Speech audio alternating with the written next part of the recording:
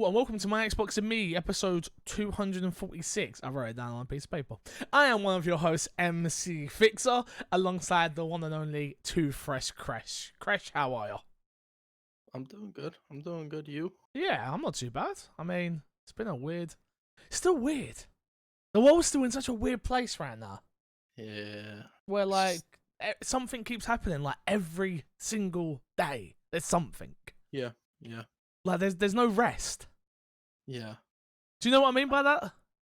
Oh, absolutely. I don't know if this is the place to talk about it, but did you hear that there might be like another outbreak of swine flu? No. Yeah. Apparently China's reported about it.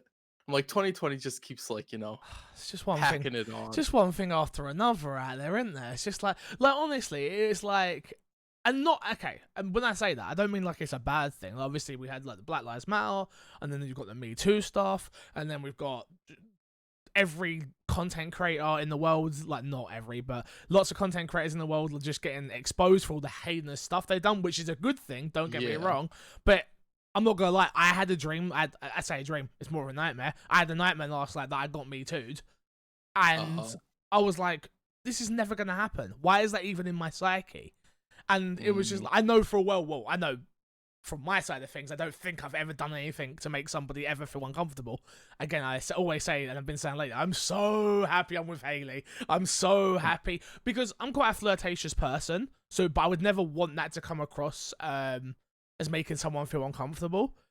And not that, and to be very clear, the cases of what have been reported are way beyond that. But just for my own head, like having that dream and I woke up this morning, nightmare. I woke up this morning, I was just like, oh God. Like, it's weighing on me even when I'm sleeping at the moment. I'm like, what is going on? Like, it's just, there's one thing after another. The coronavirus and you guys, especially America, like, your cases are just shooting higher. It's just been reported in England of, like, countries of our size and around us. We've got the most deaths as well in the UK. It's just like, Jesus, can we not just get video games? And then we get some video games, but it's not enough of a distraction. Yeah. Because damn, the video games I'm playing in are the bloody ones that are about post-apocalyptic worlds where there's viruses. You're like, God damn it. Yeah. Jesus, just give me something fun. But My Xbox and Me is our weekly Xbox podcast here on youtube.com/myxboxandme, where you can get the full video version, or you can head over to any podcast service. You can get the audio. You get it on every Friday it comes out, unless you are a Patreon supporter. Patreon.com/MCFixer is what keeps the lights on and is how you can get this show early and support it financially. Other than that, housekeeping, I guess, go rate us on iTunes. Very important. We were 246th in the UK this week. I got the email. In Great Britain. I was like, not bad. We made it in 250, I guess. But do you know what I also think? What? This website that's reporting these charts, I wonder if it's only the podcasts that have signed up with this website. Which, don't get me wrong, IGN's on there and Major Nelson, all the big ones are on there. But I'm still a bit like, I don't trust you. I don't trust you. But it's still nice to know. It's still nice to know nonetheless. Any other housekeeping, Chris? Have I missed anything? No, I don't think so. Live streams on Tuesdays? I suppose we should start promoting those. Yes. myxboxandme.com still a thing. Hey, Zach, up articles. Someone's working on it. Someone's working on it. We'll read some of those in a little bit. Yeah, go check out the live streams that me and Chris have been doing every Tuesday over on the My Xbox and Me YouTube channel. We've just hit 300 subscribers on the YouTube channel, so I'm happy with that. We've not done much with the channel besides putting up the podcast. It's nice to see the little bit of content we are putting up, like getting a little bit of traction. So congratulations to us. Who would have thunk it, Crash? You put some content out there, it starts to grow. Who would have thunk it? I was pretty sure you're supposed to sit on nothing and then you just grow and then you put out the content. That makes sense. As always, #MeToo is important, and if you need to share your story or if you need any support, please feel free to reach out to me. I am here for you if you need to talk about anything, something you don't want shared public, please let me know. Also, the same thing with that Black Lives Matter movement. I don't want to be silent on both of those, especially at the moment. Like, I do see it always dying down a little bit, and I can use this platform to keep reminding people that Black Lives Matter do matter. We should believe victims of all cases, but especially women at the moment in their sexual predatory nature between a lot of men. So yeah, my thoughts go out to everyone, but I'm here to support you if I can. Topic of the show this week, Crash. Topic of the show from our friend Alderslayer. Good friend of the show, also aka Luke. He says this, which says, Jason Schreier infamously tweeted that games are too long. To what extent do you guys agree with this statement? Personally, I think it all depends on how that time is spent, and if you feel as though it was worth the investment. I thought this was a great question that came in from the Twitter feed, which you can tweet us at my Xbox and me, or at myself at MCFixer, or Kresh at Kreshnik. Plays. There we go. Yeah, we go. I'm almost there, Kresh. Almost there. I thought it was a great question, and when I saw Jason Schreier tweet it out, I was like, huh. Yeah. I kind of agree. I kind of agree, but I don't know. I want to preference this with I can only speak for me and you can talk for yourself, but I am in a very privileged position where as of lately, as my stature has grown in the gaming industry, I've started to get a lot more codes for games for free. And for free being the trade of in having to review them or talk about them on a podcast or stream them or whatever that transition is, right? But not financial. It's not been for money. So Last of Us, code provided by PlayStation. Nightcall that we spoke about, I actually played on Game Pass. That's not actually true. I didn't get a code for that. But you understand what I'm trying to say. So length does always come in turn with money, in my opinion. Because I do feel like when you spend $60 on a game, I think there's not that I think it's right, but I do think there is a level of I need to get the most out of my $60 for this game, right? And I know we're an Xbox podcast, but my best example of a game that's too long currently, in my opinion, is Last of Us. Last of Us 2, fantastic game. I really enjoyed it. Again, this is not the platform to talk about it, but I felt the pacing was a little bit off, and it was, I would have said it was maybe 3 to 4 hours too long. So that would have took that experience from maybe a 24, 25-hour experience down to 20. And there's certain aspects of that game I can totally get into when we will at some point, I'm sure, on some podcasts, won't be here. But as a blanket statement, I think I agree that games are too long. But I do also agree with it's a case-by-case basis. Yeah. I think this one's a little bit weird, where I think it is a case-by-case basis, but it's also how does the game work, right? I think Assassin's Creed Odyssey is a great one for me to talk about. I think that game is too long, and not because of all the content that's there, because it forces you to do so much of the side content if you want to progress in the main story. I think in that aspect, that game is too long.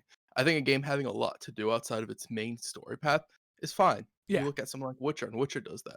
But Witcher never really forces you too much to stick to side content. It's basically like, go through the main stuff. You'll have to do some side content here or there to level up, and especially if you want to be over leveled for stuff. But for the most part, you can stick to main content. Whereas with Odyssey, it doesn't work like that. You have to do side content. Otherwise, you will be under leveled and you can't progress in the story. Oh yeah, it just level caps you out. You just can't do certain missions. Right. So I think there's that. And I think a lot of games tend to go for the longer route because they want you in that ecosystem. And that's why games, even single player games, are starting to offer microtransactions more, because games are really expensive to make, where $60 for a really long game usually isn't enough in the game to cover the cost. Like, that game should technically be worth, even when you count inflation, games should be costing more. Right off the bat in general, right? Totally agree. For me, Assassin's Creed Odyssey is a great one, and you are right. I hate it when a game locks me out of its main quest. Like, that's one of my biggest pet peeves of a game. Do not force me to do something I don't want to do when I'm on this journey of main questing. Like, and that's mainly in a lot of RPGs and stuff like that. But a well-designed game, for me, allows me to do what I want at my own pace, and there is enough there for me to go, I don't actually want to do that. But I could, if I wanted to. And I think that's what you're sort of getting at as well, which I'm trying to think of the last game that I've played. Gears Tactics. Gears Tactics is a good example for me, where it's like, I just wanted to play that game and do its main story. I understood why I was being forced to do side quests, and they were side quests with a little bit of story to them. It made sense why you was doing them, but it was frustrating because it was just a case of, I just want to see this story, and if I want to carry on playing this game and leveling out my team to the best abilities and the best gear and the best this, that, and the other, that should be my prerogative. I never feel like a game should force me to if this game is only 10 hours of story, then let me experience that 10 hours of story, and then let me make up my mind if I want to go through and get nitty gritty with it and start grinding out gear and stuff like that. But I do really dislike it when games force you to do things that you don't necessarily want to do, which it could be side quests, it could be challenges, it could be time things, whatever that may be. Like, it does frustrate me. It really does. But the question is mainly about a blanket statement of, are games too long? If just from a yes no standpoint, Crash, where do you stand on that? Are video games too long? Wow. Yeah. In the sense, this is kind of hard because I say yes because I think there's a lot of open world games, and I think we're getting a little bit too much of those, and Yep. those tend to be long. But at the same time, people will buy an open world game and just sort of invest on it. So my answer is personally yes. Yeah. Realistically, no. I don't think games are too long because a lot of people buy 1 or 2 games a year, and that is it. That is all they buy. Yeah, I hear you. And you're speaking for the more casual of the audience. I think for me, it's just a blanket statement. Yes, video games are too long. I find myself maybe it's as I'm getting old, or maybe I'm getting jaded, or maybe it's just I want to keep experiencing new experiences. And again, from my position of privilege of getting video games for free and stuff like that, so I'm not worrying about the $60, $40, $20 price tag that comes along with all these. But I just go, not 9 times out of 10, that's too much, but very often I go, all right, I could be done here.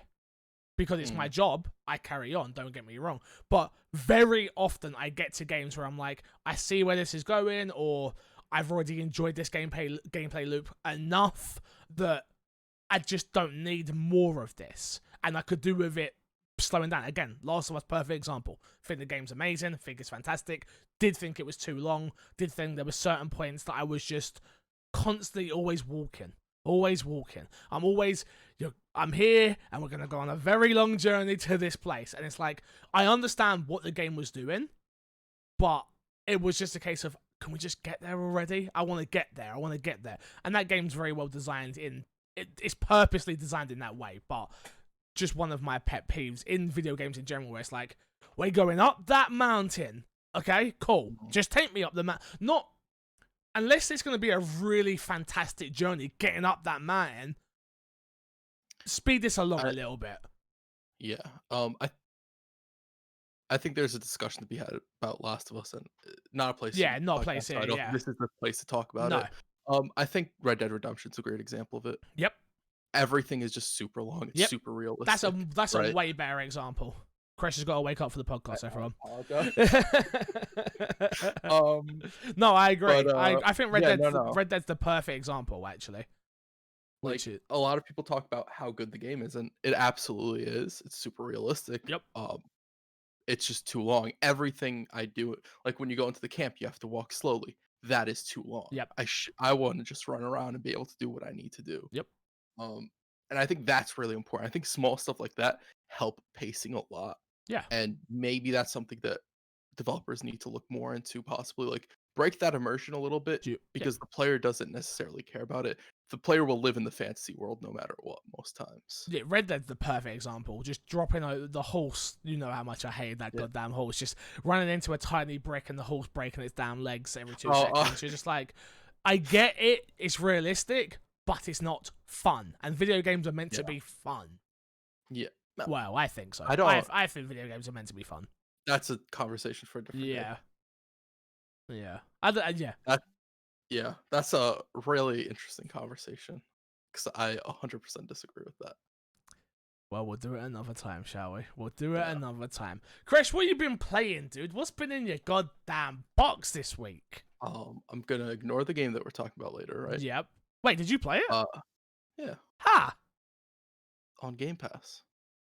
Oh, are we both talking about Nightcall, right? Yes. Okay, cool. All right, fine. Carry on. Oh, nah. Okay, yeah. Yeah. I played a game, West of Dead, on Game Oh, I Pass. got a code for that. Yeah, it's Yeah. on Game Pass. Okay. It's a lot of fun.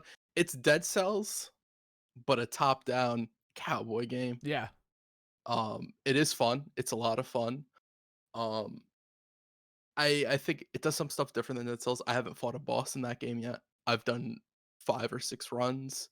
I like the way it works. It's exactly like Dead Cells in a isometric type of game.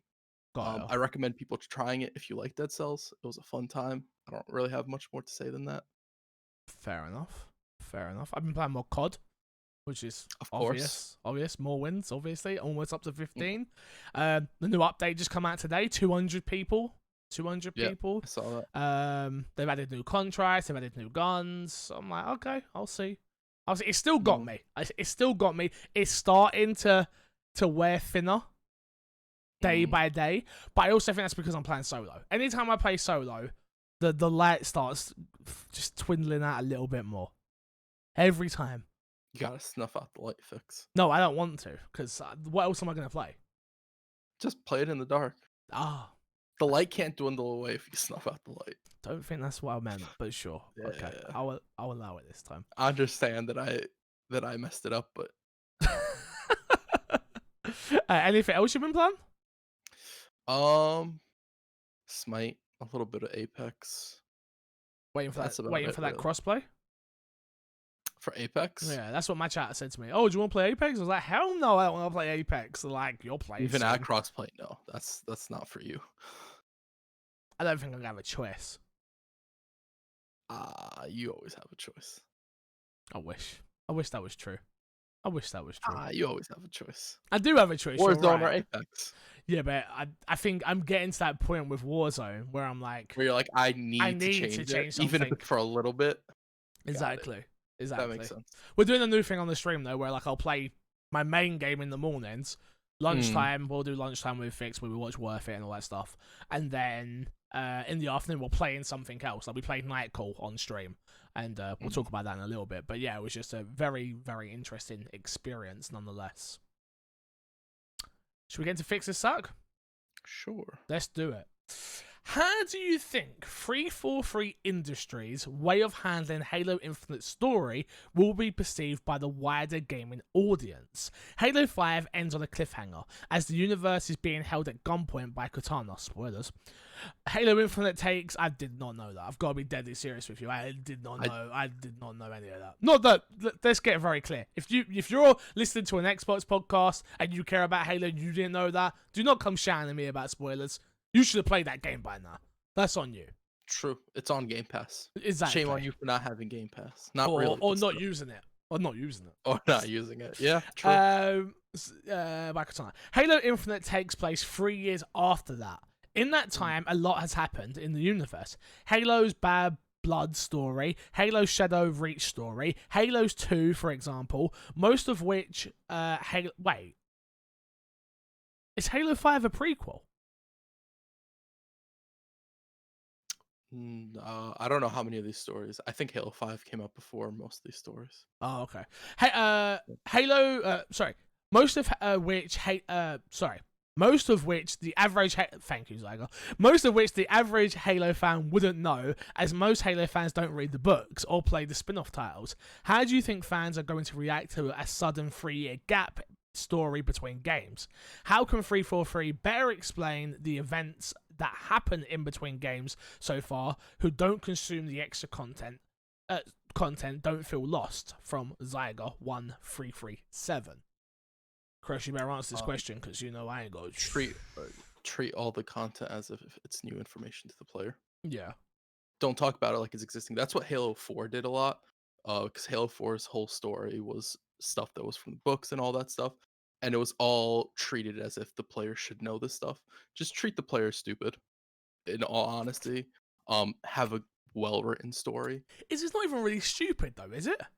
Like, I'm not stupid for not knowing those stories. I just No, don't know but them. I It's you I got to be a understand. bit more handholdy with it, which is like I understand. Yeah. from this is what I'm me as someone who is semi excited for Halo Infinite, right? Yeah. I'm expecting the game to open up with everything that has happened in Halo.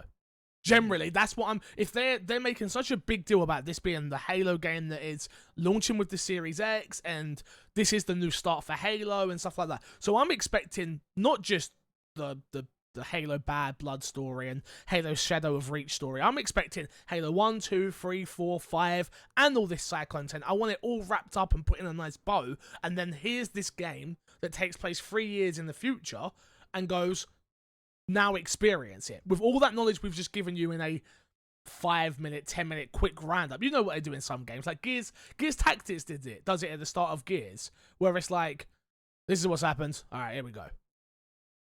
I don't know if that would necessarily work. Why is that? I don't even think you need to do that. Why? Because I feel like that's too much information. You don't think, but do you not think it's, with this being infinite and taking place 3 years after everything else, the player needs to know what's going on in that world, right? So what about the new players who have never played Halo at all? That's what I'm saying. I think you have to have a well-written and well-paced story. Okay. Make the character, like, make Master Chief shine again, right? Make you attached to Master Chief and give you the story that progressively gives you information, all relative information, right? Okay. I don't think you need to have it as one big blurb in the beginning, because what happens if it takes me a week, 2 weeks to play it? What happens if 3 to 4 days I don't remember what happened in that blurb in the beginning, and they don't really touch on that anymore? Got ya.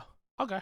So you think I it think needs to be something that's very persistent through the story, which is like, oh, I'm just using this for an example. I don't know, and it's like, oh, do you remember when this happened? Cool. Carry on. Yeah, Carry on. obviously. A little Yeah. conversation as you're walking through a corridor or something like that.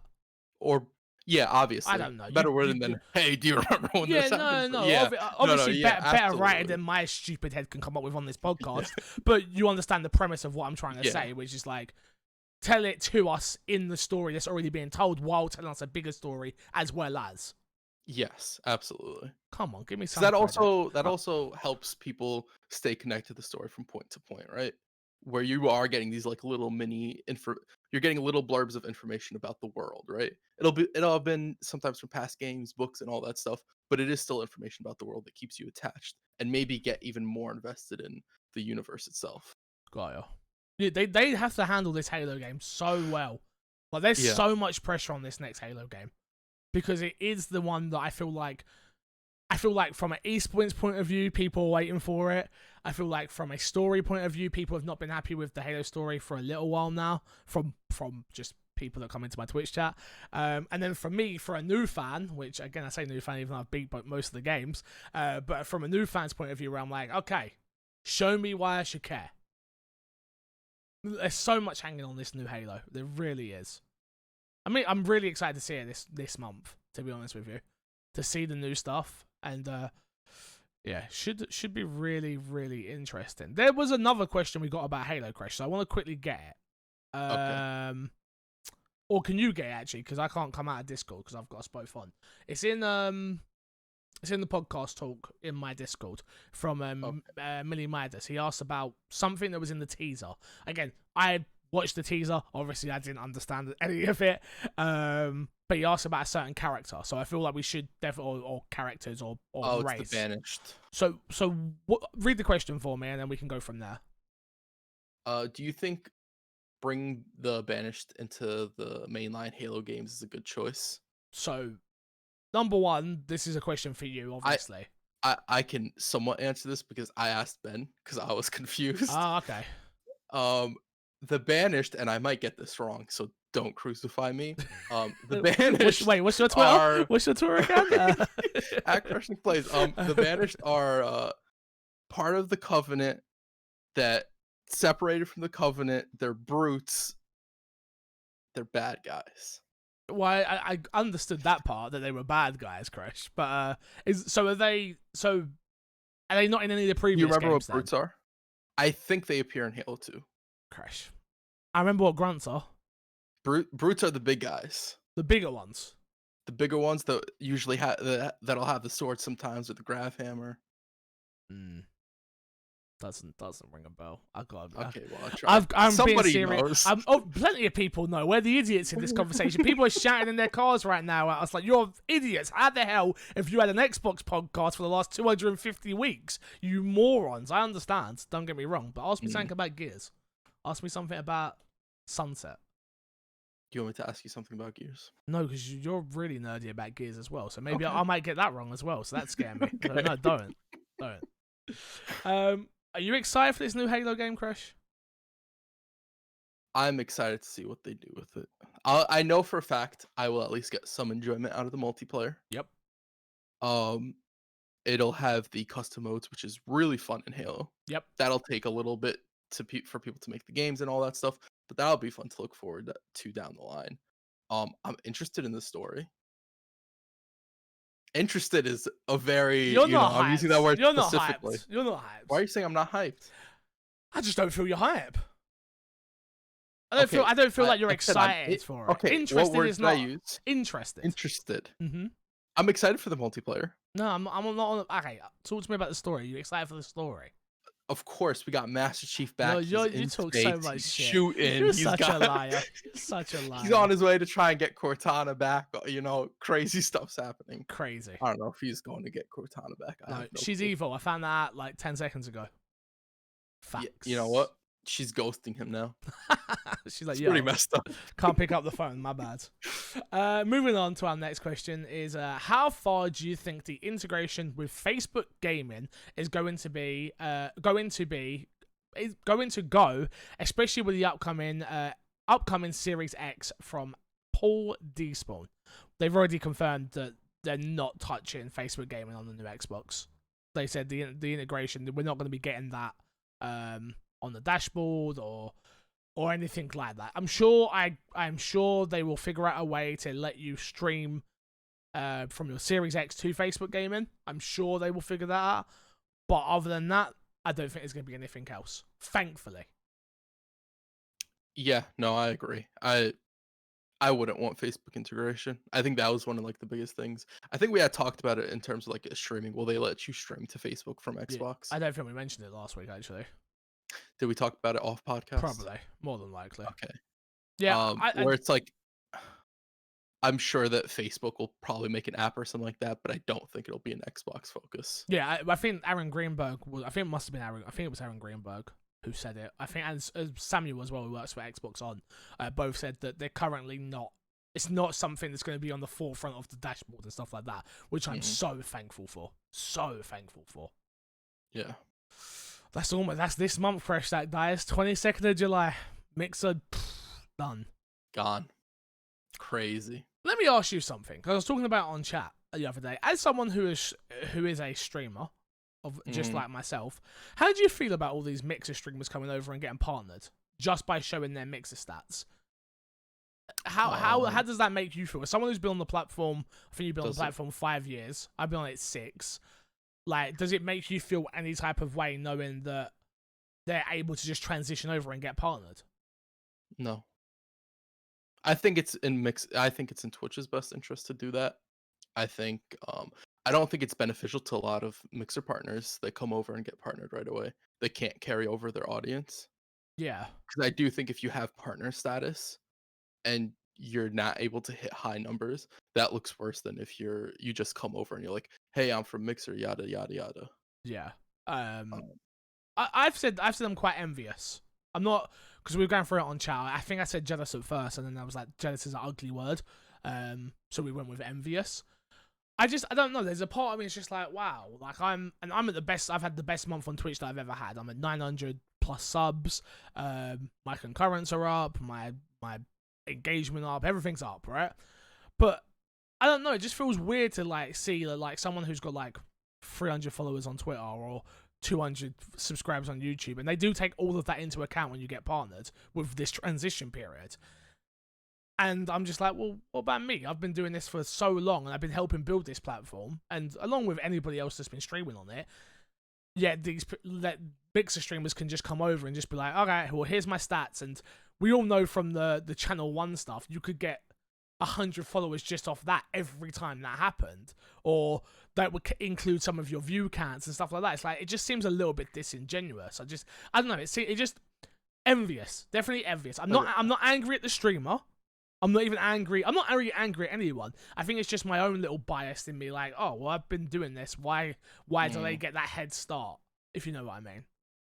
Yeah, I get that. I generally, I don't feel it personally. Yeah. Because I'm like, they also, whether they got it easier because they were on Mixer, I still think they still had to put effort to get it right. They still lost their platform at the end of Yeah, the day. Like, at the end of the day. And I think if it was the other way around, I would want people to want to help me as well. So Yeah, I totally get it. Totally. For some of these Mixer streamers, it's the best thing that ever happened to them. oh yeah, they have like higher sub counts. Their sub counts are higher. Their view counts are higher. Twitch is a better platform. Just as a overall, it's a better platform. Like, then they're gonna become Twitch partners, which means when they go to TwitchCon, they can get into the TwitchCon party. Like, some of these streamers are going to be living it up. But the problem is, there's a lot of them that are now struggling on Mixer. Yeah. Oh no, yeah, sorry, on Twitch. No, they've moved over. Yeah. They're not getting their average of, if they say they were averaging 2020, now they're not even averaging that. It's like, oh, that hurts. And you have to remember that this is a high, and that sometimes it's gonna go down. Yep. I keep trying to remind people that. Even these people who have like these crazy view counts and crazy sub counts, like, oh my god, I never thought I'd get any of this, yada yada yada. Yeah. It will die down at some point, and are they gonna be prepared for that? I hope so. I am. I keep telling. Yeah, every time I talk to you, you just mention like it'll end at some point. Yep, and it will. Moving on, let's get some predictions for the July event from, is it Anubis? 316. Anubis. You got any predictions? How you feeling? Where's your radar meter on this July event? Xbox's July event is happening. We know it's happening this month. Where are your hype levels starting off? Where are they for this? My hype levels are, I'm gonna be honest, I'm expecting 3 games. I'm expecting Halo, I'm expecting Fable, and I'm expecting some new game. That's about it. That's where my hype levels are. I'm trying not to get hyped for this. So you're deliberately tempering your expectations because you don't want to get disappointed. Yes. Which is the right thing to do, by the way. Let me tell you. But it's more difficult. It's getting more difficult the closer I get. And it's like, oh, Microsoft's got to show something. This got to be like, this event has to be popping, right? Did you see the quote that come out from an interview Phil Spencer did of him saying that after watching Sony's event, he's like very confident in their July event and stuff? What else is he supposed to say? That I'm gonna be honest, like, I love Phil. I think he's great for Xbox. But whenever like quotes like that come out, it's like, oh, Xbox guy is doing Xbox thing. That's what he's supposed to do. It gets me. It doesn't hype me up. It gets me. It doesn't get me hyped. It gets me hype, man. It gets me hype. It gets me. I'm so ready. So what? What if the event comes and they show all the first party games the studios are working on? Yeah. How hype would that be? For me, yeah, extremely hype, because I can, like, you know, when I get into these fanboy wars with people, I can actually go, well, we've got this coming, and we have this coming, and we have this coming, and we have this coming, and we have this coming. And all your Sony games are all launch exclusives. They're not, though. Timed exclusives. Apart from first party. My hype level, I'm very hyped for it. I am now. I'm probably at like a solid 8 now, just because we know new hardware. We're getting into that a bit later, but pretty much all but confirmed that the Series S is gonna be there, so we're gonna get to see what that thing looks like, what it can do, specs for that. I reckon we're gonna get a price on the Series X. Yeah. So let's do predictions. Let's do 3, and then, because we're probably gonna do a prediction show before that. So let's just do 3 off the top of our head, and then the next, before we know the event the week before, we'll do a full 5 one or something. Maybe get some more people on. So 3 off the cuff, off your head predictions. Go. Number 1. What would be yours? We're gonna see Fable. Fable confirmed is happening. Done by Playground. Yes. Done by I think we Playgrounds. see gameplay. Yeah. I think we see a trailer. Releasing when? Window? We getting a window? We getting a date? Holiday. I think it's holiday. What? This year? I Next think year? it launches with the console this year. Oh. Yeah. Okay. Okay. Interesting. Yeah, I think we see the price.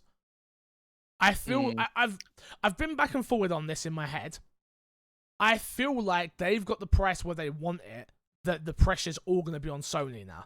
I feel like they want to put that pressure on Sony. The only problem with them releasing the price first is it allows them to move. Yeah, I don't think they're going to release the price. Okay. Only because the S is supposed to be revealed in August. Yeah. And I don't think they release the price before they show the S. Interesting. Yeah. So you think we're going to have two, like Sony, we're going to have two consoles out there that we're all excited for, but no one knows the damn price for these things. And then that's the next big hype moment, is the price for these things. Yeah. Yeah, basically. Because I do think that they're both going to hold it. I think they both know generally what price they're going to go. Of course. That's business. Yeah. Yeah, and they're just like, we're just going to hold it. Because, like, if you come out at the same price, whoever goes first wins. But if you come out the first price and the other person's able to undercut you, then you absolutely lose. Yeah. Right? So you have to be really confident that your price can't be beat. $400, baby. Not gonna happen.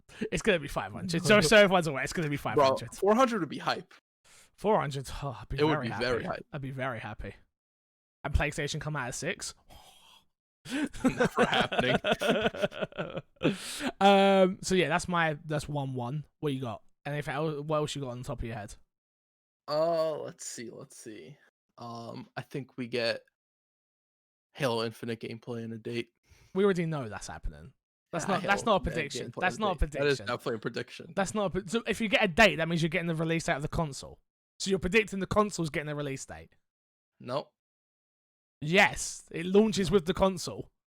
That's confirmed. Know if you know this, but Halo Infinite is also going to be on the Xbox One. Look, I'm trying to dig myself out of this. You can't. And I want to be right. You're not so right. I'm just You're wrong. I'm gonna live in my fantasy world right now. If you can just in my fantasy world, you don't speak to me, and you just let me go on the podcast, and I'm always correct. That's never happening. You're never gonna have. Do you know how boring a podcast that would be? Yeah, I know, but it'd be fun for me. I mean, sure. Just you're wrong. You're wrong. You're wrong. All right? I am wrong. Simple. No, you're correct. I don't know. Beta date for Halo Infinite. Yeah, I could see that. I could definitely see that. A multiplayer beta. Yeah. Yeah, I could see that. Do they need a beta? They usually have betas. No, but that's. Do they need? I understand it. For multiplayer, yes. Okay. After the shit show that was Master Chief Collection, which a lot more complicated.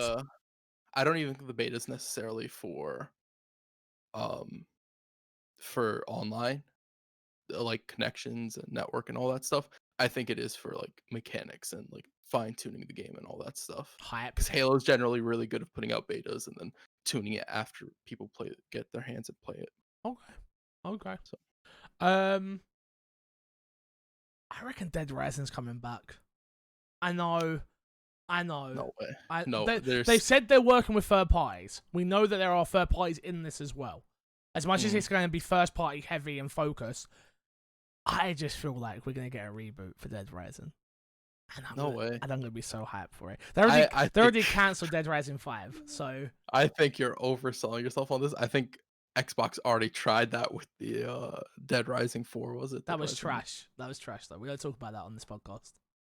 I'm just saying, like, it's already done. That failed strategy, we probably let's try again. Chris, you're a robot and you're frozen. Hello? Chris is a robot and he's frozen. This is fun. This is what happens when you work in coronavirus. This is what happens when he tried to tell me that my mic was wrong. But it wasn't. It wasn't. Nonetheless, anyway, Chris, leave the podcast and come back. There we go. Hey guys, it's me, MC Fixer. How you all doing? Hello. I'm going to turn my camera on and I'm just going to hope it doesn't break. Oh, here we go. We're good. Oh, oh, oh. Are we good? We're good. We're good. Carry on. So you actually, no chance, 0 chance of Dead Rising. 0 chance. I don't think there's a possibility. I think that if Microsoft were to show Dead Rising and you get your wish, I think that is a mistake. I don't think Dead Rising is in good standing. But Dead Rising, man. Yeah, no, not many people hold Dead Rising as like highly in as high a position as you do. Yeah, but I do, and that's all that matters. I forgot, like, Xbox's goal is all that MC Fixer guy runs my Xbox and we gotta make him happy. For this podcast, that's all they need to do is make me happy. Yeah. Just make me True. happy. True. All right, number 3, last one. What you got? We will see plenty of timed exclusives on Xbox. Just like PlayStation? Yep. How many would you say is plenty? 3 to 5. Interesting. Damn, that's a lot. Because I think it's an easy way to bolster up your lineup for your launch window without actually having to have first parties develop for it. Because I don't think they'll have enough first party games ready, and even if they did, I don't necessarily know if they'd want to sort of throw that all out there right away. Yeah, they definitely have a system in the way that works, right, with Game Pass now. It's like you can't just throw them all out there at once and hope something sticks. Obviously, the easy ones that we're not talking about is we're going to see a new Forza, like, obviously. Yeah. Do you think maybe we could see a new State of Decay? They've got Undead. They're going to be. They recently did an update. Yeah, they did an update for 2. So I don't think so. I think they're going to keep updating too. Fair enough. That could be why they don't touch Dead Rising as well, because they've got their own zombie franchise now. Yeah. Nowhere near as good as Dead Rising, but. State of Decay 2 or the last Dead Rising game you played? I didn't like either of them. Well, there you go. Probably Dead Rising. No way. Because I hated the multiplayer in State of Decay 2, and that was one of the driving forces behind that game, was play State of Decay with your friends, and then the way they did it was just awful. And it really upset me. More than Dead Rising. You got to remember, Dead Rising 4 I didn't like, but what I hated about Dead Rising 4 was its DLC. Its DLC was atrocious. Remember, that's what broke me. As much as Dead Rising 4 wasn't great, the DLC is what broke me. Okay. Moving on. Last question in Fix a Sack. Remember, you can email in myxboxandmepodcast@gmail.com, or you can, hit us up on the Twitters or post in the Discord. With Twitch banning Dr. Disrespect, do you think this is only the beginning of Twitch finally getting their stuff together and trying to get rid of toxic streamers on their platform? From Mr. Moody. Chris, you can start if you want. I think there's 2 things to point out here. One, we don't know why Dr. Disrespect got banned, which I think is really important. And then 2, yes, because they banned Donald Trump, and they've been banning a lot of people as of late. Can I just quickly interject? Just to make things clear, I give Twitch a very hard time for some of their practices and their inconsistencies. They have got rid of a lot of big streamers that people won't know. Ice Poseidon's gone. Been gone for a long, long time. Like, Crash, wake up again, man. Seriously. I apologize. But yeah, for me, it's like they've been getting rid of streamers who have been doing really bad things. Again, it's just they're so inconsistent is their problem. They have to get more consistent with like their ban punishments and like suspensions and their stuff policies. Like that, right? Yeah, and it's where like they have to enforce it consistently, and hopefully the council they have now will be a force for that. Yeah. Hopefully, but who knows? Because that's already off to a rocky start. Yeah. Yeah, I think this is good. Like, I think this is a good step, and the fact that it's Dr. Disrespect actually says a lot. But again, we don't know why he was banned. This is where I wanted to go. Do you not think... I don't know what he's done. I don't even want to speculate on what he's done, because I think it's totally unfair to speculate on what he's done or what he's been up to when the information is out there. People are just not sharing it. People know what he's done. Yeah. do you not think it's unfair for Twitch not to tell him why he's been banned though? No. I don't know. It's, Okay, go on. it could be a legal reason. That's more than likely what it is. Okay. Is that something's happening and you have to cut communications with the person. You don't talk to them, you don't share with them, because then you could ruin your own case. Who knows what he did? And I think this is really important is we do not know what he did. Yeah. We can be judge, jury, and executioner, whatever you want to be after the fact, after the information's out. But we don't know what he did. We don't know why Twitch didn't tell him what he did. We also don't know if Twitch actually didn't tell him what he did. Yeah, true. We're just taking his tweet, his word for by Yeah. that. Which is all you can do though at this point. Yeah, it's like Twitch put out a statement, he put out a statement, his wife put out a statement. So we know it has nothing to do, because some people were like, "Oh, it's because he cheated on his wife, whatever, Yeah. forever ago." And it's No. like, no, it wasn't. No. And if Twitch did that, I think it'd be a stupid reason to ban him. Of course. Not saying that people should cheat on their wife or anything like that, but No, that's but that's a personal issue, not a business issue. And exactly. Stuff like that. Exactly. Yeah, Yeah, yeah, like it just, it's really hard not knowing the information to even have an opinion on it, to be honest with you. And I just don't think it's fair to speculate on what he might have done. So yeah, it's like but I don't probably. Go on. So the reason he got banned is probably pretty bad, but who knows if it's true, because a lot of people are saying like, I have the information, it's really bad, I'm not going to mention it, which means probably if they were to say it and it's false, they could be sued for liability 100% or defamation and all that stuff. So I don't know, it's too early to say anything. We will talk on the matter once we know more information, is what I'll say, Moody. I don't think this changes Twitch too much, but I do think other streamers should be worried, because if this is just a case of let's say it's a case of sexual predatory behavior, let's say, banning the biggest streamer that makes you one of the biggest streamers that makes you a lot of money is perfect. It's good because it means no one is untouchable.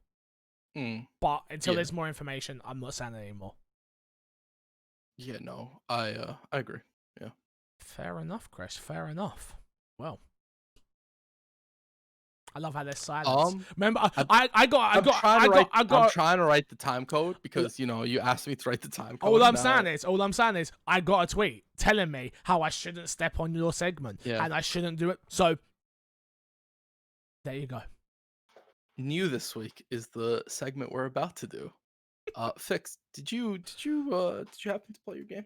I did. I played. I chose this week. I chose Night Call, which is it was the Paris game where you're in Paris and you're a cab driver, and then you're also a detective, and you've also been beaten up.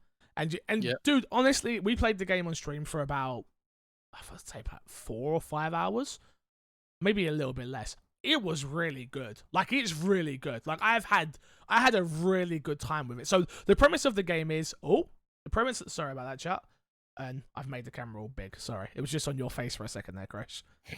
Nice. I hit it with my watch. I'm sorry. The premise of the game is that you're a cab driver and you've been beaten up and you have then been pulled in by the FBI, let's say, in France to interrogate the people that you pick up to get more information on cases that you're doing. Yeah, it's clearly not very legal. No, what you're doing is illegal, of course. But the game, the game is that you have time management, you have money, and then it's all dialogue. It's all dialogue based, and you pick who you pick up in your cab, and then you get to choose to stay silent or ask questions or just hear these people's stories. And I think that was what sort of touched me the most. Is as much as there are scummy people that get in your car, and there are I don't want to spoil it too much, but like ghosts and animals and all sorts of things that get in your vehicle. I'll say that much, right? And it's just hearing some of the stories, and by I say hearing, I mean reading some of the stories. And I was sort of role playing it a bit more, where I was getting into, not in like a joking matter, because some of the stories are quite heavy, but it was kind of cool to be a cab driver and just hear these people's stories, but also know that I need to get information out of the ones that I need to move along. my cases, and for me not to be going to prison or getting in trouble. And just the whole premise and the art style is really good. It was just a lot of fun, dude. You played it as well, right? Yeah. So I had picked Yes Your Grace. We couldn't get a code for that, so I No. played Night Call. Yeah. Yeah, I absolutely agree. I was not. I was expecting it to be an interesting game. I wasn't expecting it to be that good. Yeah. It's actually like one of the highlights of games I've played this year This so year, far. 100% Yeah. with you. I am 100% with you. Yeah, I like the management side of things. I like where you're being a detective and you're Yeah. like putting the pieces together and you go to the board and then you can move the Yeah. stuff around to like help you better management. Yeah. It all feels really good. The art style is really cool. At first I was off put by the fact that no voice acting, Yeah. but once you start playing the game, it's like I get Ah, why there's no voice acting you because would you are need. picking up a lot of people. Do you know how many voice actors you'd need for that game? Yeah. Like, it'd Yeah, be you need a ridiculous. lot. It'd be ridiculous. But yeah, it's super immersive. Like, as soon as Mm, if you buy into the role that you are a cab driver, and again, I don't really want to go into any more details about who you are because that's important as well, and your yeah. ethnicity and things like that. Like, all of that, it all comes into play. It's on Game Pass, Xbox Game Pass. You can pick it up right now. It's definitely worth your time.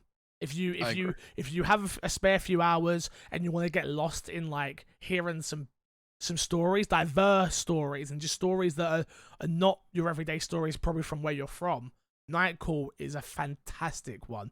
There was the decision I got with a certain person, whether to steal something or not, after having this deep and meaningful conversation with them. And I Mm, was just like, I think what definitely amplified it for me is I was playing it with chat. So I was playing it very slowly and letting chat have an input on what was going on as well. And mm, that definitely helped, but that wasn't like the crux of it. Like, this wasn't a game that I know I could have played this on my own and still felt the emotion that I felt in most of these stories. And yeah, it was just really interesting. I'm still on my first case. I've not even touched the other yeah. ones. It's very lengthy. Very. Yeah. And Yeah. but I'm looking forward to beating it and finishing it and seeing where it sits on my top 10 this year. Because I think it'll be up there. I do as well, actually. Yeah. It's such a unique game, Yeah, I think. I totally don't agree. think I've played anything like it. I don't I it is a really good blend of puzzle, time management, and just good storytelling in And money general. management. Yes, Yeah. and money management, yeah. Yeah. Um, okay. There's a line that's just like, don't get sacked. And I'm like, why is that important? Yeah, And then like, it's like, oh, I see why this is important. I need money. yeah. There's more I want to talk about, but everything you say about that game is a spoiler. Yes, I don't think you can talk much about it. I hope we've done a good job of selling it to you guys. Definitely go and check out Night Call. Play it. It's on Please. Game Pass. If you have Game Pass and you're not playing it, play it, download Yeah. it. And I did reach out You to do. the people that made Yes Your Grace and the publisher, and they were emailing me for I went back and checked through my emails.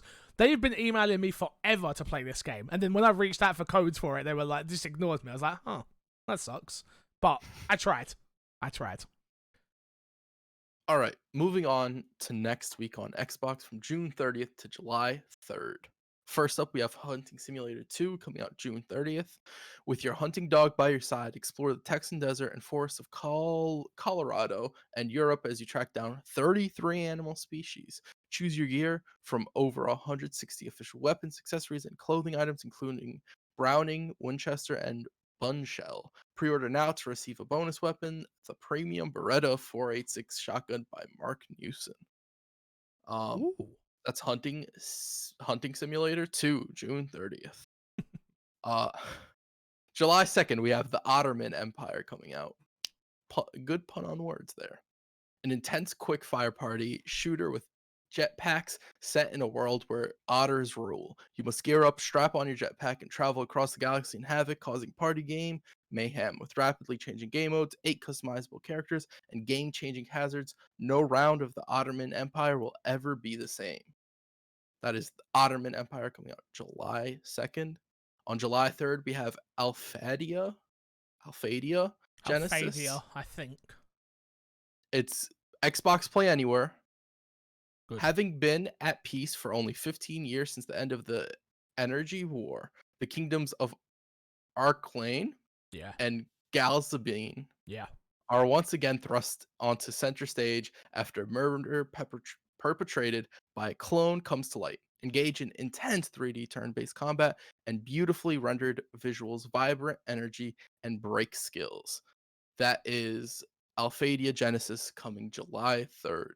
And then again on July 3rd, Demolish and Build. Demolish and Build offers 4 huge locations in which we can construct or destroy buildings. We play as an owner of a construction destruction company, and our employees can use various tools such as hammers, but they can also use smaller or bigger machines such as diggers, bulldozers, cranes, or a remote controlled robot that can work in the most harsh conditions, inaccessible, and dangerous places. As someone who That's, played the decorating game, I you know, excited for that? I know where I'm leaning. I know where I'm leaning. Okay.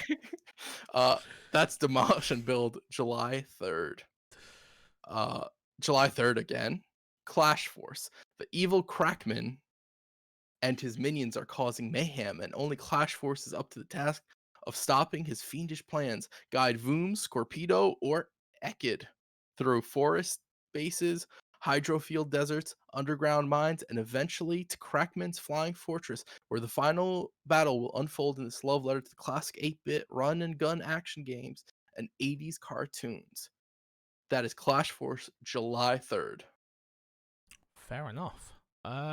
Where you lean? Light week this week. Light week this Yes. week. And I'll be honest with you. I can't say any of them are like, I've got, with Yeah. Nightcall, and I didn't get to play Session, but Nightcall and Session, I was like, those are games I want to play. Nah. Yeah. I picked first last time, so it's on you. Yeah. I will pick the Ottoman Empire. Fair enough. The in taste quickfire party shooter. Yeah. Okay. I'll write it down on my little notepad to see what I can do. The Ottoman Empire. Huh. Well, good luck. Well, I picked the destruction game. I figured, yeah. Yeah. Of course, you know me. I've got destruction, demolish and build. I'm picking that this He'll be week. good at one of those things at least. The destruction part, the building part, no Yeah. chance. No chance. It's just like when I did. What was it that game called? What was it called? The house repair game. Yeah, but what's it called? I don't remember. Home repair. Home repair homes, Homer. Yeah, I don't remember. But yeah, it was a good game. I enjoyed playing it. So I should go back to that at some point, to be honest. Because it was a lot of fun. Moving on, this week's dashboard to our news. Gresh, I didn't add 2 things to the news this week. 2 big things before we get into all this. Okay. Number 1, do you have any thoughts on the Cyberpunk content that was shown? So obviously they did the Night City Cyberpunk showing. Do you have any thoughts on that? Yeah, it didn't sell me on the game. Like, I'm already excited for it. It didn't do any more of a job of getting me more hyped for it. Yeah. It actually, I watched raw gameplay. There's about 20 minutes in total of like raw gameplay. And it's like bits and pieces here and there. And I actually regret watching that because watching that did the opposite for me, where I don't think you see developers play it, and developers aren't necessarily the best at playing their games because they like to do the slow walking. Well, they're showing it off. Their job is to and it's show it like- off, yeah. Yeah, but that's generally never really appealing for the game. As for me, Yeah. for me, it doesn't do much. It looked really slow, and then they're cutting bits and pieces, and so it's not this one cohesive gameplay piece. So it did kind of the opposite, where it was like, I don't really necessarily like how this looked, and I'm 100% chalking it up to I'm watching disoriented gameplay of like, here's this part where you're in the fight club, and then 5 seconds later you're in a race, car chase, and all this stuff. So I'm just chalking it up to that. But no, I think the game looks good. I think it's gonna be good. I don't think it'll be a bad game. Yeah, I think it's gonna be You? better than good. I liked everything I saw. I loved it when they said that this was just the prologue part. This is just the start of it. Everything they showed was just from the beginning part. I then went and watched Blessing's hands-on preview. He spoke about all the stuff he played, and he really sold it more to me. Blessing of Kind of Funny, by the way, for those who are wondering. And And I was like, yeah, no, this sounds like a game that I'm super into. It's Far Cry mixed with Fallout mixed with Witcher, and all put into one into Cyberpunk. I'm like, yeah, no, that sounds amazing. Obviously, from what I saw at EGX as well, I know what I've seen looks amazing. Yeah. The one thing that did turn me off was the memory stuff that they shown, the slow pace panning through video clips and very meticulously going through, and I'm like, oh, and Blessing said that he did that and it was very slow as well, and I'm like, I don't know if I'm going to like any of that. I'm sure watching it through the first time I'm gonna be like, oh, what happened? But I didn't love it in Detroit Become Human. I didn't like it in Batman. I don't think I'm gonna like it here. It doesn't matter what bow you put on it. I just don't think I care in that way. And they're saying it's like that's the way they're gonna be telling some of the stories as well. So maybe I will care when it's a bunch of prostitutes and and they're doing certain things. But the one they shown was very boring and very like, oh, okay, a guy got shot and we have to figure out who it is that shot him. Like, I don't know. Yeah. I liked it in Batman. I do think that it being slow isn't a problem for me. I think how often they put it in front of you is going to be the problem. Like, how often are they going to put you into that? Like, is it going to be every other side quest, main I quest? don't think it's even side quest. They've said it's not just a side piece of content. They said that during the thing, right? Yeah. I understand that. I'm just saying, like, how often is it going to pop up? How often are we going to have to relive through other people's memories? Like, I'm fine if like there's side content that you can do, then it has that. And it's like, okay, well, cool. I know that I could avoid that, or I could just like focus on the main story first, and then or when I'm in all the that mood, stuff. or when I'm in the mood to actually do that, I would do that. Yeah. Where like you'll start a quest. I'm assuming you can like stop a quest midway through, and it's like, oh, you have to go and do this. I forget what they call it in this. You have to go relive someone's memory, and I'm like, okay, yeah, I'm gonna stop there's this a quest right certain here. word for it. Yeah, they call it something, and I can't remember it off the top of my head. No, I mean, And you just like step away from that until I'm like in the mood for that. yeah. Uh, that was like one takeaway.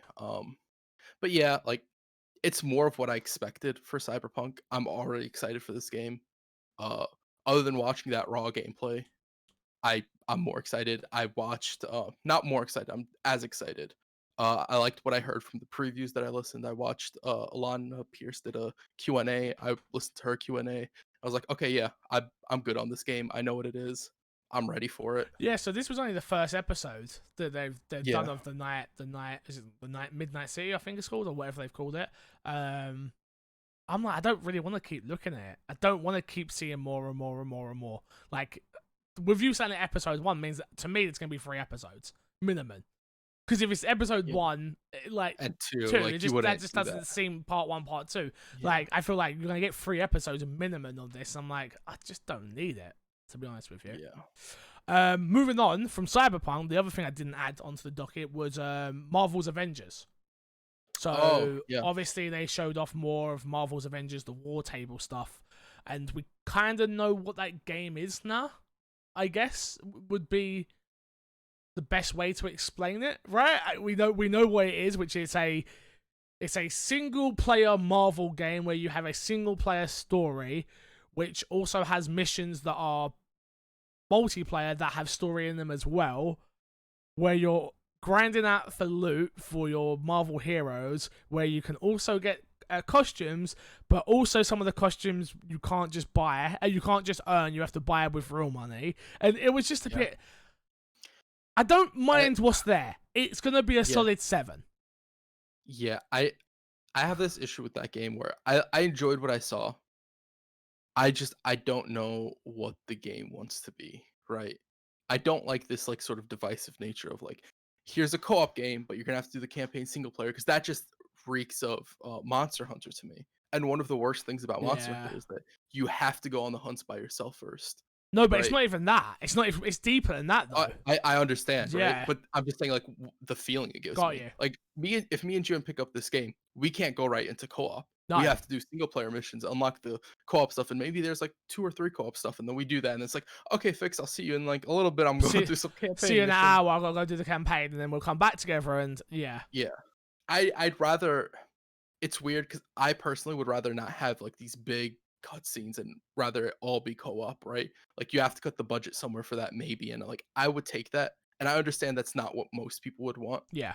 I think you either go one way, you go a really hardcore single player experience, or you do a co-op experience. I don't think this mix match is ever gonna really feel good. I don't think you Like get I think you don't get a 10 out of 10 with that. It's no, going to feel too drastically disjointed. different and disjointed as a game for you to get a, not that 10 out of 10 means anything because it's about selling units, but from a Yeah, critic's point of view, there's no way it already feels so disjointed. yeah, I'm optimistic about it, but it all it sounds so stupid, and we've said it about Anthem, and we've said it about every bloody game this game has surfaced, right? It all matters on its end game. What? yeah, And that sounds super like funny because it's Marvel as well and Avengers Endgame, but it's all about its end game. Like, what are you gonna have me continuously doing to grind until the next piece of content drops? Until the next Marvel Heroes is my best example of that, right? Where it's like, I loved Marvel Heroes of what I played, and I know I was super late to it, and that's why it probably died because enough people didn't play it.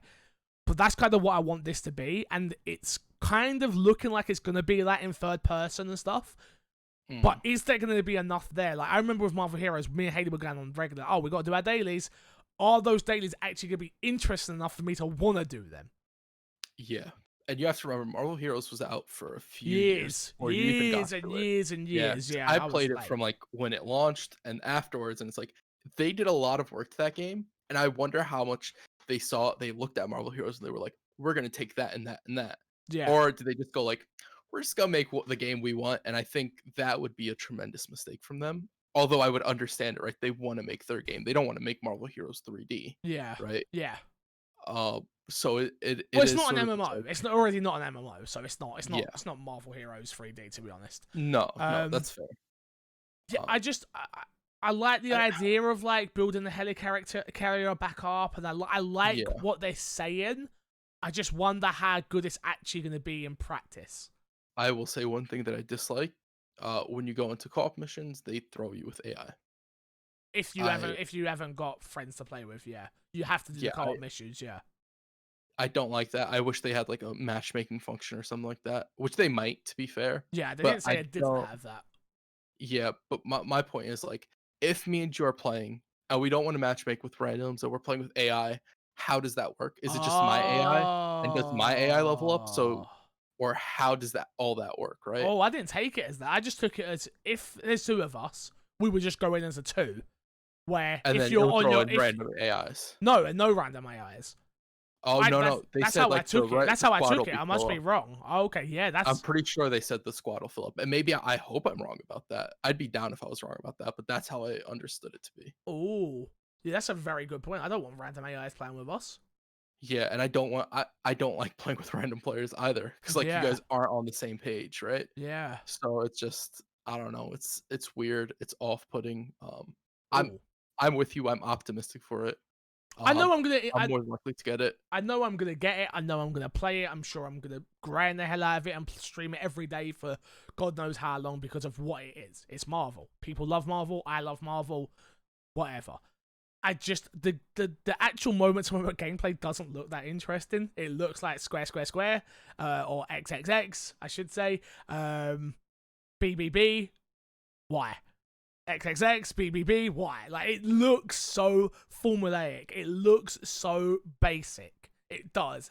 And even with what they showed of like, oh, look at what you're gonna, it still looks like it's gonna be just a different variation of what I just said. It just doesn't, Yeah, it doesn't look interesting in its combat at all. I think this is where like because we haven't seen most of the abilities, and this is maybe where like the skill tree will help that out. Hmm. Where it is like, oh, you can go for this build, and you'll be focusing on ability based, and maybe there is an auto attack build that'll Yeah. feel really good, right? Yeah. Um, but it's how much forethought have they put into that, right? How much effort do they put into making that feel good, as opposed to having these characters and these cool abilities, right? Well, Um, we know the voice acting is like the cream of the crop in terms of voice acting. It's like, was that where you guys went with voice actors and try to make an interesting story instead of the game actually being interesting and well designed? yeah, yeah. Part of like the more I see of this game, the more I'm like, they should just made it a single player game and Yeah. told their story. Yep. Totally agree. Um, but that isn't But going to make then, them money long term. yeah, And it's no, that's very true. clear that this game is made to be a long term Avengers game. The way they've marketed no DLC and was ever growing Uh, and just can all of that. Like, can we talk about the no DLC thing for a second? I actually, I'm not a fan of games, live service games having the no DLC thing.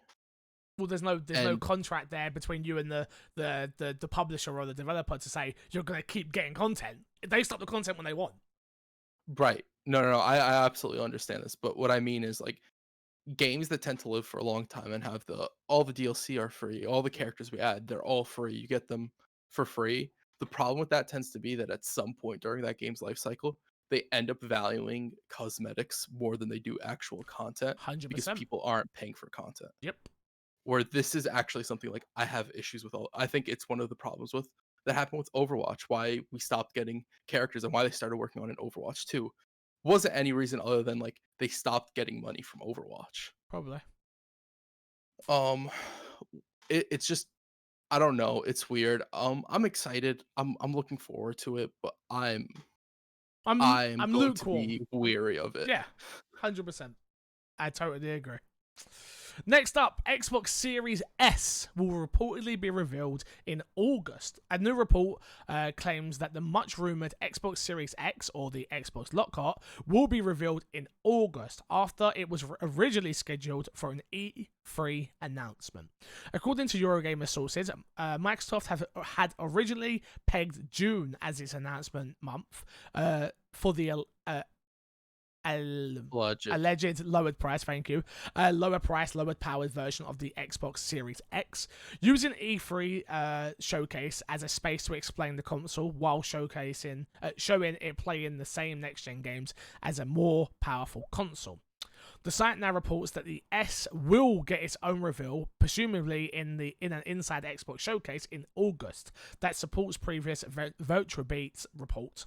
Some reports have also suggested that the Xbox Series S reveal was originally planned to remain in June to fit as part of the monthly updates branded by Microsoft as Xbox 2020 before being pushed back. However, Eurogamer says its sources indicate that this month's series of technical updates on elements like smart delivery was always planned for June. So, looks like it's going to be a real crash. It's a real thing. It's going to be out there. From the reports from Tom Warren, he says that it's the exact same GPU speed. No. Yeah, exact same GPU, different CPU. And it has ray tracing, and it has so. And then I saw another report. I saw another report saying that it's just pretty much the 1080p box. It's like, hey, you want next gen games with an SSD and fast and blah blah blah and looking amazing, but at 1080p instead of 4K, this is the box for you. How do you feel about that messaging? Because we've had this conversation about, and Snowball might disagree with me, but I'm still of the mind of most people do not own a 4K TV or a 4K monitor. Yeah, he disagrees with me, and my Twitter disagreed with me as well. But but those are all people who are super invested into gaming. I tried to explain that. They're not the majority. You know what it's like. You know what it's like. Okay.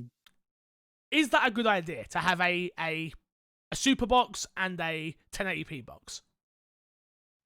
I mean, yeah. I still, yes, I think that's a good idea, but I still worry about the mixed messaging, especially if it's supposed to be cheaper than the One X. And I assume they're going to stop making One X's and those will be off the shelves at one point. But when this releases, does the One X drastically drop in price? Or what are they going to do with that? I don't think it matters at that point. You're never going to worry about the One X again. Right. But that's the problem is the messaging, right? Because I think messaging is really important with this, especially with Microsoft, where they've messed up messaging from time to time. Yep. I do think that would be a misstep for them. I'm sure they have it calculated, and I'm sure they'll have an answer to this, right? Where they'll be like, oh, the One X is cheaper, or like whatever they decide to do, or maybe the Series S will be more expensive than we assume, right? Yeah. Because all we've gotten is the rumor that it's supposed to be half price, right? And we're assuming that it'll be $250 because we're assuming the console will be $500. Yeah. But what if the main Xbox console is $800? I'm not saying it's going to be, but then you have a $400 console. Yeah. but it's not No, going to be. I don't think it'll be either.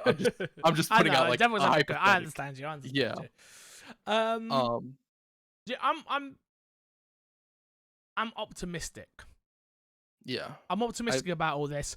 We keep hearing about how Xbox have got something up their sleeve for July, and we keep hearing about how they're ready to go. So we just got to believe that they've got the studios, they've got the console, the most powerful console out there. We just have to believe that they're Yeah. gonna do the right thing and they're gonna message it right. I feel like it's just gonna be an alternative, like an iPhone, but that's what I find weird of it launching the same day. It should be an alternative, like the iPhone, they do the iPhone S's, which are the different coloured ones and stuff like that, which are like Yeah. less powerful than the numbered ones, but are still more powerful than the previous numbered one. That's what Yeah. this is to me. So it's like I just don't see why it has to come out day and date with this series, and maybe it doesn't. Maybe we're totally wrong. Maybe I'm assuming it's going to be day and date. I feel like because we know what PlayStation are doing now, we're all like wondering what's going on. So Yeah. I think it'll be day and date. yeah, Because I think it's weird to show it off before. Like, I think if you were to announce it on a later date, you wait till either you're closer or till after the Series X comes out, and then you're like, oh, we have a Series S on the way. Yeah. For those of you guys who can't get it right now, and you guys can keep your One X and you'll be fine. We have a Series S on the way, and it's going to be cheaper, I and agree. it'll be more affordable for you guys. Yeah, But then again, I don't think that's necessarily a good selling point. no, I don't think that looks as good. It might be better for the consumer, but I don't think it looks as good. yeah, agreed. Totally agreed. Next up, Minecraft Never update launches. This one was taken from this wasn't taken from IGN. It was taken from My Xbox and Me. Written by Zyger. The ever expanding world of Minecraft got even bigger today with the release of the newest update titled Way of the Nether. As the title suggests, this update focuses around the Nether. For the unintended, the Nether is a parallel dimension to that of the overworld in Minecraft that can only be accessed through a portal created by Obsidian. These dimension is essentially a hellscape home to some of the strongest mobs in the game. The Nether was always a higher level area of the game, as the requirements to enter the Nether is creating a portal using the strongest material in the game. The Nether is also a home to the Nether Fortress, which contains powerful mobs materials needed to enter the end game. This new update to the game is one of the biggest updates to the game yet. A full list of every aspect can be found on Mojang's website, but here are some of the bigger takeaways. So, 4 new bio mobs: Warped Forest, Crimson Forest, Soulsand Valley, and Basalt Deltas. I hope I got that correct. Nether Waste, original Nether Biome, thank you, is now referred to as Nether Waste. Biome Fog, a fog-like area in between biomes to blend them together. New mobs: piglins, hoglins, striders, zombified piglins, and zoglins. Ruined portal nethers. You get the gist. I'm not going to keep going, but Zyger's got a great article for everybody who wants to go read it. You should definitely go check out myxboxandme.com. Zyger's doing some fantastic work over there. Me and Chris will actually be playing this update today, straight after we finish the podcast.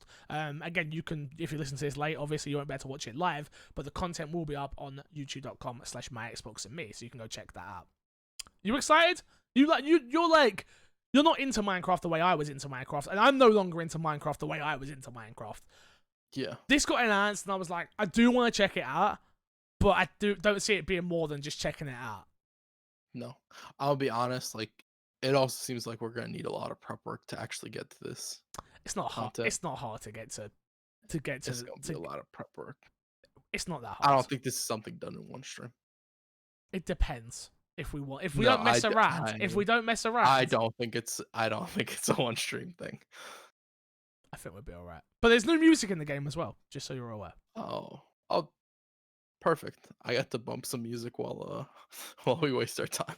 I'm just messing. Wow. If you guys ever wondered if we're getting a Minecraft 2, I think this answers no. There's never going to be a Minecraft 2. Nope. Minecraft is just gonna forever get updates because it sells every time. Yep. It'll sell again on the I was gonna say it'll sell again on the Series X and the PS5.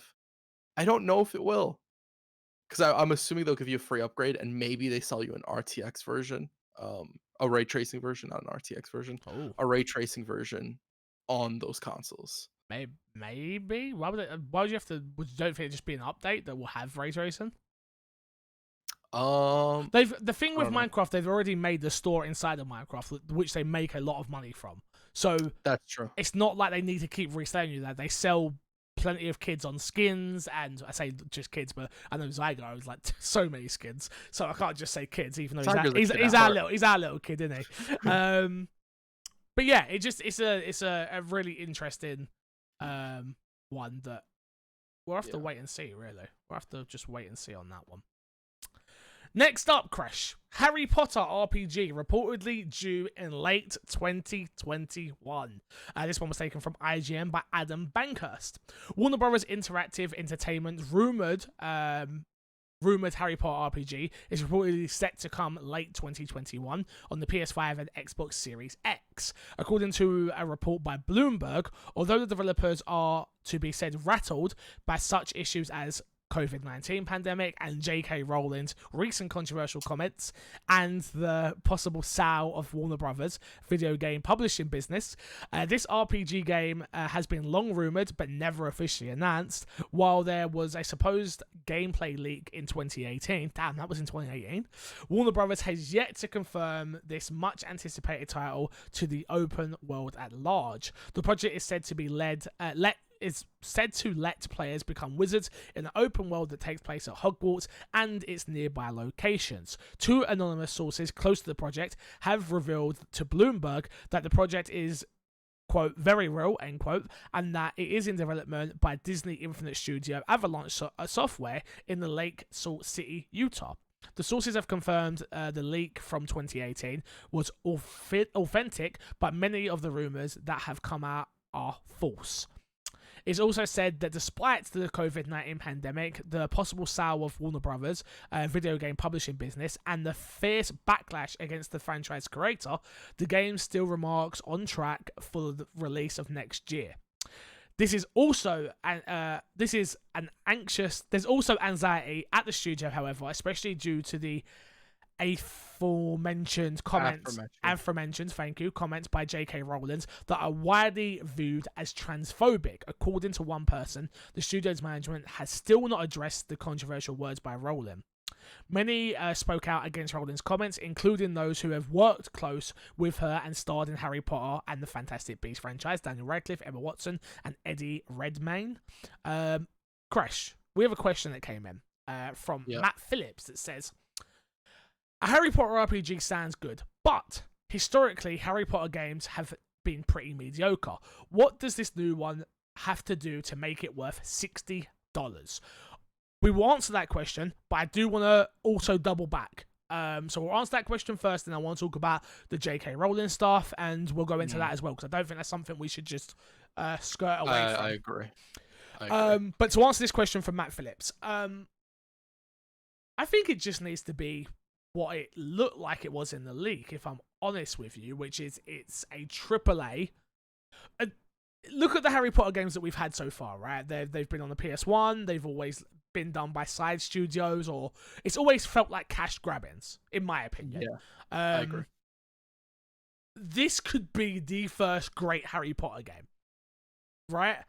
And I do feel like it's doable, and Harry Potter's been gone away enough. Harry Potter, not Fantastic Beasts universe, but Harry Potter has been gone away from the limelight enough to come back at this time at the moment and be like, hey, we've got this great game which we're telling a side story, but in an RPG world. And I remember years ago now, it must have been because it was 2018, that I pitched, like, imagine this RPG was like a MMO where, like, you're going on raids with your friends and stuff like that. Like, that would be amazing. I don't think that's what this is going to end up being, unfortunately. No. But I'm looking forward to it. Honestly, I just think it needs to have solid gameplay. It needs to look beautiful. There needs to be stuff to do in its open world. And think about Harry Potter. You've got brooms. You've got classes. Imagine Persona. But in the Harry Potter world. Imagine that. I was literally like, I was reading this Without the whenever turn the based, story came without the out. turn based strategy, Yeah, obviously. I was reading this when this came out, and I literally thought about that. I was like, Persona would make a great catalyst for Harry Potter because Yeah, Harry Potter would work in general with that. So I really, I do agree with that.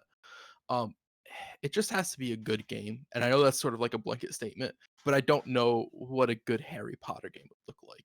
So it's hard for me to define that, right? Like, what does good combat in Harry Potter look like? I don't know, yeah, but it has to be good. yeah. What does a good open world in Harry Potter look like? I don't know, but it has to be I good. think a good open world needs to be the full. I've been to Harry Potter World in London, and Got it. I've seen what is there. Like, it needs to be magical. It needs to feel magical. It needs to feel Mm, exactly like it does when you walk into that Harry Potter studio tour, which it is. It's magical, and you need to be able to go down to the swamp, and you need to be able to go into mm, classrooms, and it all needs to feel familiar as if you've been there before for the open mhm. world. And I do think they can achieve that, if I'm honest with you. So Yeah, I I agree. think it's gonna be way better than Meteoric. I think it's gonna actually be really good. Yeah. I'm hopeful for this. I still want that MMO you talked about That would first. be so good, though. Imagine us all going on raids, and I've got my wizard, and you got your wizard, and Yeah. we're all going on to take down these. Oh, that would be so mad. It'd be so So, good. do you think in this game you play as Harry Potter? No, No. no, because the Side Harry Potter character, like story's done. make a character. I think you make a character. Okay. The Harry Potter story's done. No one cares. No disrespect. No one cares about hearing Harry Potter story now. We've seen it. We know what Yeah. happens. We know how it ends, so a We know side how it story is ends. irrelevant. Like, I don't even Yeah. want a side story. I just maybe it's a side story in the terms of they bring them back to being kids again. So you do see Harry, and you do see Ron, and you do see Hermione, and you do see all the Um, Dumbledore, and you see all yeah. those characters. Because I feel like those are too iconic to not use. What if it was a retelling of the original story? Nope. No. I want to be the wizard. Whoever Okay. I choose to roleplay as, I want to be the wizard. I don't want to. I don't want to. Maybe, or I want to be the wizard, or I want a very linear story of someone who was around Harry Potter, watching him from a side, going through their own journey. That's what I want. Right. Like, I don't want to be Harry Potter. Who Somebody that's cares? just like trying to get in on those group conversations. Oh yeah, that Exactly. Voldemort guy, bad guy. It's all you play. Imagine you played as like one of the plays from someone from Slytherin, and you're constantly on the chase for Harry Potter. Mm, And because they're always doing bad stuff to him. Imagine that was the whole game. Like, never gonna happen. But you know what I mean. yeah, you Um, just don't want a game where you play as Harry Potter. it's been done. Who cares? Yeah. I care way more about the Harry Potter world than I do about Harry Potter as a character. No, I agree. It's also like we've seen a story beginning to end, so we don't need any more of them. Multiple I agree. times, if you've read the books as well, you know. Yeah. To circle back to J.K. Rowling's and her transphobic comments.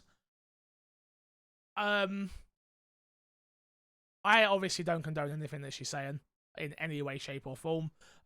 What she's saying is wrong. She's wrong. She is honestly a disgusting human being in those terms, because all like lives, everyone's It life matters, and I'm not talking about Black Lives Matter in that term. I'm just talking about like people in general. Like, you cannot go around saying trans women are not women. yeah. You can't do that. It doesn't affect you. In So like why put that negativity out there? Like it doesn't affect you. It generally like doesn't affect you. But do you know what? I'd rather know that J.K. Rowling feels that way. I'm glad she hasn't hid it. Oh, But this is where it gets so goddamn complicated. This is where it gets complicated. Think about every game dev that is working on this game, and all the publishers, and just everyone who's in on this game. Do we let one person's terrible comments affect a whole studio? yeah. I think I think that's what I walked away when like this whole story came out was like, what's the right call here? Do you punish J.K. Rowling for her bigoted thoughts that aren't okay? Yeah. Or do you sort of like because the developers aren't echoing her No. thoughts, the developers aren't co-signing her. The developers are just trying to make a game that they love, care about, and they're putting their And they've worked on for years. yeah, and it's their art, right? Yeah. Do you support that, right? And it is really this like weird ground of like what's okay and what's not. It really comes down to you as a person. Like, are you okay with that? Um, I wouldn't be mad if somebody's like, I'm not getting this because of what J.K. Rowling said. No. I would understand that. I wouldn't Yeah. be mad at somebody who's like, yeah, but like think about the developers. I'm gonna get this to support them. I like Harry Potter and I want to support them, right? Yeah. And I also don't hate on people that are just like, well, I just want to experience this art. Like, I'm Yeah. not one of these people that are like, hey, you have to be for the cause. Like, you have to. Like, no, you don't have to do anything. Do you? Just don't be part of the problem, in my opinion. So, yeah. Be quiet, Watch. Jesus, our devices today having problems, isn't they? Moving on. Slasher, a well-known Ubisoft, a well-known reporter who leaks a lot of stuff, Crash, has confirmed that Ubisoft are working on a brand new BR. Yep. Are you ready for that? I'll do your time code, just scrub. I was about I know you was, but I clicked it already, so don't worry about it. Sources today, this is all from Slash's Twitter, by the way. Source. Yeah. Today, Ubisoft will tease a new game codenamed Prisma. Prisma, thank you. Prisma Dimensions. Which is actually a AAA multiplayer fast-paced FPS battle royale from Ubisoft Montreal, Rainbow Six and AC, named Hyperscape. Sources: Hyperscape is a free-to-play battle royale FPS set in a futuristic world for both PC and consoles, with the console launch coming later this year, including crossplay. Hyperscape goes into closed beta next week with an open beta and full launch of the game July 12th. Source: Hyperscape is being built with streamers in mind in a full partnership with Twitch, which has never been seen on this level of integration from a big game before. Twitch chat will, among other things, be able to directly impact the game live with game-changing events. Also, to go along with this, there's like there's a couple of pictures which it looks very futuristic. It looks cool. I'll be honest, it looks cool. It just I'm worried about more free to play battle royale games, honestly. How, like, I'm just curious, like the Twitch integration is cool and all that, but how is it going to set itself apart from like the counterparts in the BR space right now, right?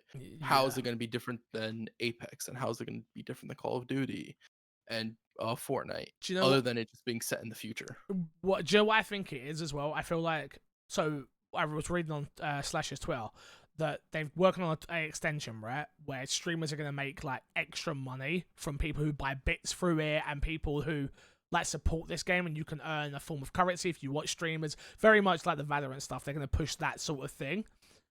I feel like this is built with like, hey, streamers, stream this game, you're going to make some money off it as well. And I feel like that's where they're at with it, and I never think that's a smart play. No, I think you need more than that. I think this could be cool if like the Twitch interactions are actually like really dope. Because I remember Darwin's project Darwin had some Project for Twitch Mixer. interactions. Yeah, they had Mixer. Oh, Mixer it was Mixer interactions, yeah. And that didn't really like help the game at all, No. right? There have been countless games that have actually had Twitch integration, but it doesn't help the game in the long run, right? Yeah. So what is this game going to do different? And maybe it is because you have Ubisoft money behind you that you can really push for some like really cool integrations. I think it helps if it's good, right? Like, there's Yeah. been plenty of bad BR games. I'm looking at you. What's that one? Cliffy B made. Who? Damn it, what is it called? Oh wow, I can't remember that. Something Sky, in it? Wasn't it? Like Rhythm Sky? No. No Man's Sky. No, Yeah, not that. That was it. Damn it, what is it called? Radical Heights. Radical Heights. There we go. There you go. Rhythm Sky. I got it. I don't know how I got to that, but whatever. It's like, yeah, just make something good, make something unique, make something cool, and I'm sure the people will come. But we'll see. We'll see. Yeah. How's Valorant doing? I know we're an Xbox podcast, but how's that doing? Bro, I haven't been paying attention to that game at all. it felt like it was like big to get a beta code, and then once everyone got their codes, everyone was just like, okay, I think it's still in the top 10. okay, So it's like people are still watching it. I could be yeah, wrong about that. Because I haven't checked the top 10 in a while. I'm sure I think they recently put out ranked. So having so long of a period with a competitive game and then not having ranked, like the viewership's just not gonna be great for it yeah. during that period. I don't know. Yeah, it's still in the top 10, 72,000 right now on Twitch. Yeah, 72,000 people watching it. Call of Duty's got 73,000. Not that a game's doing well it by just Twitch numbers, but just it helps to in the Twitch community if it's doing well usually. yeah. But yeah, okay, interesting. Where am I? Moving on. Apple Arcade and Apple TV brings Xbox Adaptivity Controller support. This one was taken from myxboxme.com and was written by Zyger. During Apple's WWDC 2020 event, the Worldwide Developer Conference 2020, it was revealed that support for both the Xbox Adaptivity Controller as well as the Xbox Series Elite Series 2 controller will be available. Will be coming to the Apple Arcade as well as Apple TV in the next big update. The event centered around bringing the latest news of Apple products to the masses, but to the developers of games that feature in the Apple Arcade, they now have the ability to utilize these two controllers. Apple Arcade is an Apple subscription service. You know what that is. Blah, blah, blah, blah, blah, blah, blah. That's dope. I think that's really cool. Yeah. I think it's smart of Xbox to get behind it. I think Yeah. it's smart of Apple to get behind it. Like, do not try and make your own controller. Just partner with somebody who has the best controller out there, in my opinion. Especially the Elite Series 2, fantastic controller. But even more importantly, the Adaptivity controller just allows more people to be able to bloody experience games. So I'm happy. Yeah. I'm happy. I agree. Moving on, Borderlands 3 DLC, Bounty of the Blood, available now. This one was taken from Xbox Wire, but by Brandon Johnson, producer of the Bounty of the Blood. Calling all Vault Hunters, considerable bounties have been placed on the notorious Devil Rings gang, and now that the Bounty of the Blood, the third campaign add-on for Borderlands 3, is available on Xbox One, it's time to collect. Bounty of the Blood is a Wild Wild West-inspired tale of revenge, and retribution takes place on the all-new frontier planet of the Gehenna, which was once a testing ground for a prototype weaponry and biologic experiments. The companies responsible has long since abandoned the planet, and descendants of the folks who choose to stay behind work hard to eke out a peaceful existence for themselves in the around town of Vestige, thank you. More Borderlands DLC, Crash. Have you played any of the DLC? Nope. I didn't know. I thought this was the first DLC. Nope, this is the third, and the first one was the Moxie DLC, the bank robbery Moxie one. Right. The second one was... Have they had a character DLC yet? Don't believe so. I don't think so. Interesting. Might be wrong. I know the level got pushed up and stuff like that. Like they've pushed that Yeah. up, but no, I don't think they've put out new characters like they did last time. That's very interesting. Nobody's ever like. I've got the DLC.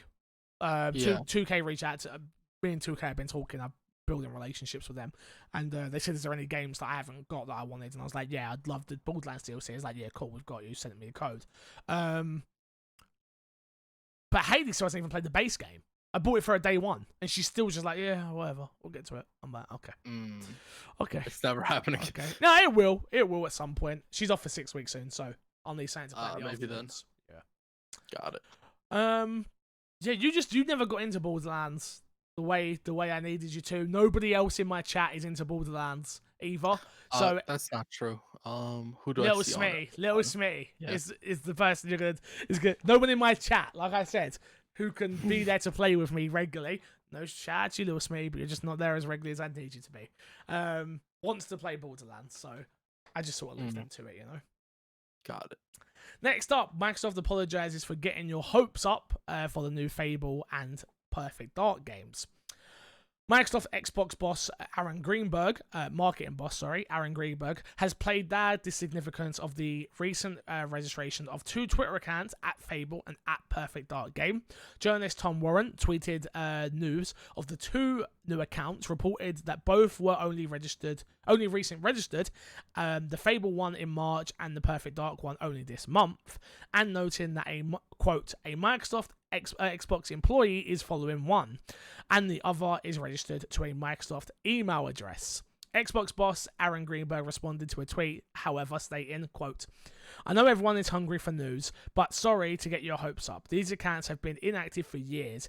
It's standard practice to secure social handings for our new IP, or for our IP, sorry." End quote. So I really want to take a moment to applaud Microsoft on their complete BS. The Perfect Dark one apparently might be true that they're not making a Perfect Dark, I because hope apparently so. like a fan got the handle, and a fan approached them like, "Hey, I didn't expect it to be this easy. If you guys want this, like whatever." I That did see that, but I didn't know happened. if that was real, so I didn't want to put it on. That's my I was gonna mention that as well, as like that could just be a story, or they could have like bought it from him. They could have been in conversations to buy it, and they finally got it, whatever it is, because people always like steal the Twitter handles and Yeah. try selling them back. So who knows how that went? Yeah, Um, at MC Fixer on Xbox. Give me my still handle. working with you. Every Uh, day. Every day I message, just ignores me. and then the Fable one, I'm pretty sure it's happening. You got Aaron Greenberg. You did a good job, but I don't buy it. Yeah, I'm not buying what you're selling even, Aaron. I've got to be honest with you, mate. Even if you do follow me. I'm not buying it, Aaron. You gotta slide in them DMs and tell them that you don't buy it. Should I see a DM him and say, "Hey, Aaron, I'm not buying what you're selling"? But yeah, I view this more as a confirmation that Fable's coming out. Yeah. The fact they made a comment. The Perfect Dark, I think, just happened to be in the crossfire of it. I really I'm hope. hoping. I don't want a Perfect Nor Dark. do But I. then again, maybe I'd be down to be proven wrong. You know, I don't I'd be want a down. Perfect Dark. I don't want a Perfect Dark, period. I don't want it. It's not something that I'm looking forward to. You know. Me neither.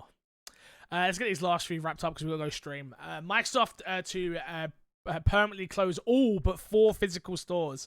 This one was taken from IGN by Adam Bankhurst. Microsoft has announced that it will be permanently closing all of its retail stores, while 4 physical locations will stay. London, New York, Sydney, and Redmond will be reimagined as a Microsoft Experience Center. Microsoft announced the news that said the company, quote, "The company's retail team members will continue to serve customers from Microsoft corporate facilities and remotely providing sales training and support," end quote. This was all reported by The Verge, blah, blah, blah, blah, blah, blah, blah. I mean, I went to a Microsoft store. It wasn't that fancy. It wasn't that fun, if I'm honest with you. I went there for an experience as well. So, I'm fine with this continuing to be an experience center. Like the ones, I do get it from a broader spectrum. I'm lucky. I live in London. But if you don't live in London or New York or Sydney or Redmond, you no longer have that store. But I will say that it's kind of disappointing only in the sense that a lot of the Microsoft stores had video game tournaments that they'd run through them. Yeah.